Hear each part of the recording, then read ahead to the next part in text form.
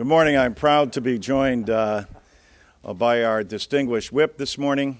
We just concluded the caucus with Jack Lew. The Democratic Caucus stands solidly behind the president in his efforts to put this country back to work. The president has put forward a proposal that's balanced and that's focused on what the more than 14 million Americans who are out of work know that they need: the simple dignity that comes from a job. That will remain our focus as we go out for this break. Frankly, a lot of us feel we ought to be working here to get the job done on behalf of those 14 million people who are unemployed and some total of 25 million who are unemployed and underemployed. This is a big crisis for this country, and we need to step up and face it. We have done so through the leadership of our whip by more than a slogan, but a policy of making things here in America. And we know that when we make things here in America, every American can make it, from industrial policy that has manufacturing, again, rejuvenated in a way that we know is a value-added form of, for every one manufacturing job creates 4 service sector jobs. So when we make it in America, we're able to grow this economy. Let me turn over the microphone to our leader, Steny Hoyer. I want to thank Chairman Larson very much for inviting Jack Lew to join us.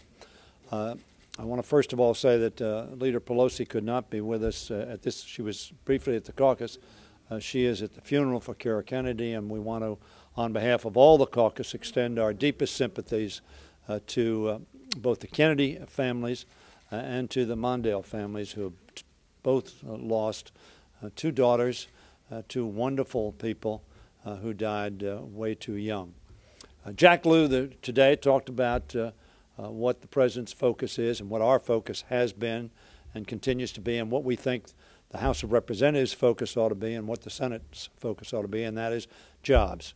Jobs for those millions of Americans who are either without jobs or underemployed. They can't work enough hours to support themselves and their families because the work is not available.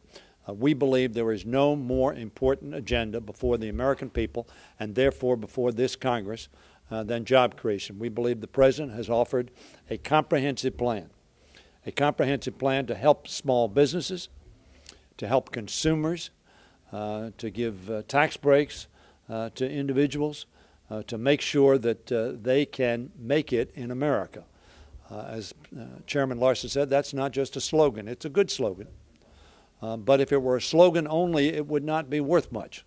It is a substantive focus on making sure that our people can be successful. And we all know that having a job, being able to support yourself and your family, is critical, not only to your financial security, but your psychological security as well. So that we are very focused, like a laser, on jobs. The president took an extraordinary step to address the Congress, a joint session of Congress, and the American people, and lay out a broad-based effort to grow our economy and create jobs. Every economist that has looked at the president's proposal indicates it will do just that. It will grow the economy, our GDP will increase, and it will increase anywhere from 1.5% to 2%, reduce the unemployed. That is literally hundreds of thousands, perhaps millions of people who will find jobs because of this program. So we are hopeful that the Republican majority in the House of Representatives, as I indicated on Thursday in my colloquy with Eric Cantor, bring this bill to the floor. Bring this comprehensive piece of legislation, the American Jobs Act, to the floor. Let us act on it. Let us move on it. If there are differences, that's the legislative process. Amendments can be offered. But the President of the United States, elected by all the people of the United States, has presented a program. And that program is supported by more than 60% of the American people in each component part of it. They think it will make the economy much better or somewhat better. In either event, it is important for us to act. We have been here now for over 8 months. No significant jobs legislation has been offered on the floor of the House of Representatives. It is time to act. Our president, when he spoke to us in joint session, said there's 14 months to the next election. No unemployed worker, no underemployed worker, no person who has lost their home, no person who is trying to support themselves and their family can wait 14 months. It is time to act, and act now. Hopefully, we will see action in the coming days. Thank you very much. Mr. Hoyer, what do you think of the House and Senate Republican leaders sending a letter to the Fed weighing in on monetary policy? Well, I think they have the right to do that. I think the Fed has acted very responsibly under the leadership of Mr. Bernanke over the last, frankly, 3 or 4 years. But this letter from Republicans is telling the Fed, giving them suggestions, telling them what not to do, what to do on monetary policy. I mean, is that well, it's a well, of course, it's an independent body, but it's a free country.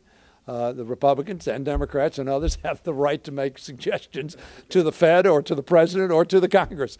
And very frankly, that's one of the glories of our country. So they have the right to do it. And, of course, the Fed, as an independent body, has the right to say, well, thank you very much, but we don't agree. Deidre? You said you didn't think Democrats would support the CR with the offsets in it. With the vote today, can you predict sort of how many of the Democrats will vote against it? And are you concerned at all about potential shutdown? The answer to your last phrase there is, obviously I am concerned about a shutdown of the government. That will undermine, I think, the confidence of the American people that we can act rationally, that we can act collegially, that we can come together and do something that everybody knows should be done, and that is keep the government operating. We can decide what size it is, we can decide what it does, but there's no American that I know of that wants to shut down the government. I was very hopeful, and my expectation was that we would be extending the ability of the United States government to operate through November 18th in a bipartisan, non-controversial way. Speaker Boehner gave a speech just the other day in which he said we cannot operate on our way or the highway concept. I expect the great majority of Democrats to be voting no on the CR today. I expect and will vote no on the CR today. Mr. Dix will be voting no on the CR today. And I believe the overwhelming majority of our caucus will be voting no. Not because we don't want to keep the government in operations. We do. But because we believe there's an emergency. The CR includes emergency money for people who need resources now. And they should not be involved in this debate, which is extrinsic to. Mr. Cantor says that we ought to pay for what we buy. Unfortunately, of course, the Bush administration did not pursue that philosophy, nor did the Republican Congress when Republicans were in charge. In this instance, I have made it clear to Mr. McCarthy that we want to support the CR, that we will support the CR if it is a non-controversial CR. Now, I talked about Make It in America. I talked about creating jobs. What the Republicans have done have chosen to reduce by $500 million and an additional $1 billion in paying for emergency relief for people who are the victims of Irene and floods and earthquakes by cutting America's ability to create additional jobs.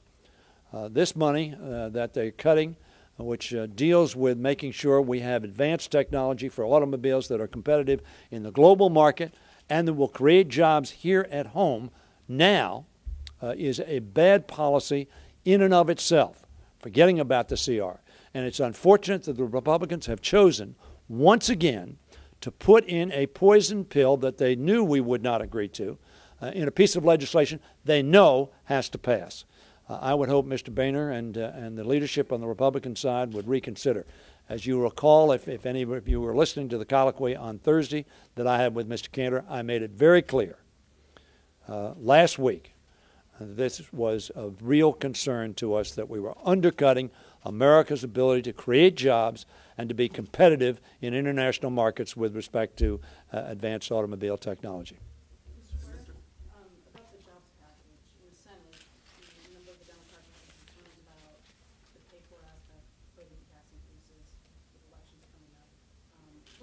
what extent are you running into that sentiment? In the House of Representatives, elections are always coming up.